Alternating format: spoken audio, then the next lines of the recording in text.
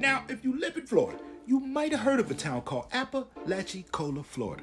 But did you know that they're one of the most historic and one of the most industrial towns in Florida? Well, if you didn't, don't worry. I did some digging. Let's get into it. Now, to start this thing off, all right, I gotta say that the Apalachi tribe, okay, they were the ones who ran this area for a very long time. But not just a very long time. Matter of fact, some of the artifacts that they found on this land date back to 2000 BCE. I don't even know what that is. That's a long time. Now, not only did they run this area for a very long time, but they had a lot of members of this tribe. Some people say it was up to like 40,000. That's a lot of people in one tribe. Now, if we fast forward a little bit to the early 1800s, all right, in this area of Apalachicola, Florida, there were a lot of cypress trees, and somebody was like, look, we got to make some money off of these trees. So that's exactly what they did. They put a lumber company here, all right, right on the bay, because at this time in this area of Florida, there were no railroads, all right? So all the lumber that they were, making here from these trees, they had to ship them out on boats. Now, this industry ran for a really long time. Matter of fact, it was only one company here at first. And then people started seeing like, how much money you could make doing lumber in this area. Then a whole bunch of other companies started popping up along the shoreline of this bay. Now, things were rolling good for a few years, all right? Years. But the thing is that it was, a really, really hard process to get this, wood out, on boats. So they was like, look, how are we going to be able to, move more cypress trees and make more money quicker? So basically what they did was somebody came through and started their own, railroad service. And they named the railroad service the Apalachicola Railroad. Now, things are really booming in the area of Apalachicola with the cypress.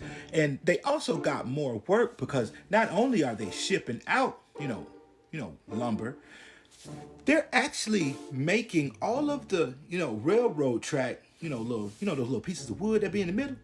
They making all of them for the whole state. Matter of fact, the business booms, okay? I'm talking about booming. Anybody could come in this area of Apalachicola, Florida, and get a job working at a lumber yard because there's tons of them along this, bay of Apalachicola Bay. But the thing about it is that something happened, in 1861, which was the Civil War. Now, this is where this guy comes into place. All right, this is James, ladies and gentlemen. James Coombs. And he was, ahead of the Union, all right?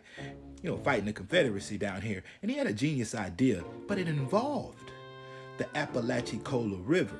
Now, James knew that river was a really good, entrance, way in and out of Florida. But the thing about, that way is that only the Confederacy was using it. So he came up with a plan to block that river so they couldn't get in supplies, goods, whatever else they was making. Salt. Salt was big back then. But that's really, really bad for the whole community of Apalachicola because they no longer are making money and they are no longer pushing out lumber. Seeing that the Civil War was 4 years, okay? Quattro. The city of Apalachicola, they ain't making no money for 4 years, so the city just basically just tanks. They 100% go bankrupt. But, you can't keep a town down because after the Civil War was over, all right, a different business picked up in the area, and that was clams. And not only did business pick up in this area, but it was booming, all right? They were shipping clams all over the world, right out of Apalachicola, Florida. It was because of the system that they used. They had these little sticks. You see the sticks this dude got? They made like the little V. They said clams would grow on them quicker, so they were able to, harvest them a little bit quicker. Now that the clam business is doing so well, all right, in this area, more people are starting to come back to the town of Apalachicola. And, they start growing just a little bit. But that's not it. Not only are the clams doing really good in this area, but also the sponge business picks up in this area.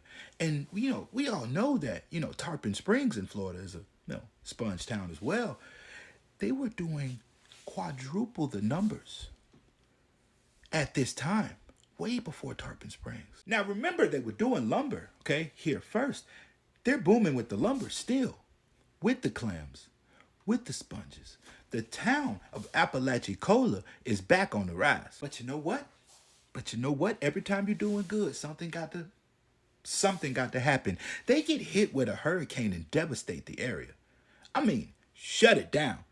They get flooded, which was horrible because, like I said, at this time, they was just getting back on their feet, all right, for the turn of the century. But the thing is that the area of Apalachicola, it just never really, bounced back after this disaster. Now, look, I don't want to say they never bounced back, okay, because it's a town now, all right?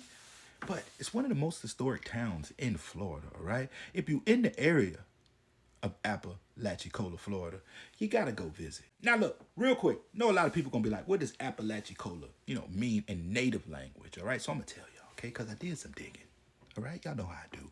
But this word means, okay, in native language, sweeping the ground before lighting a peace, fire.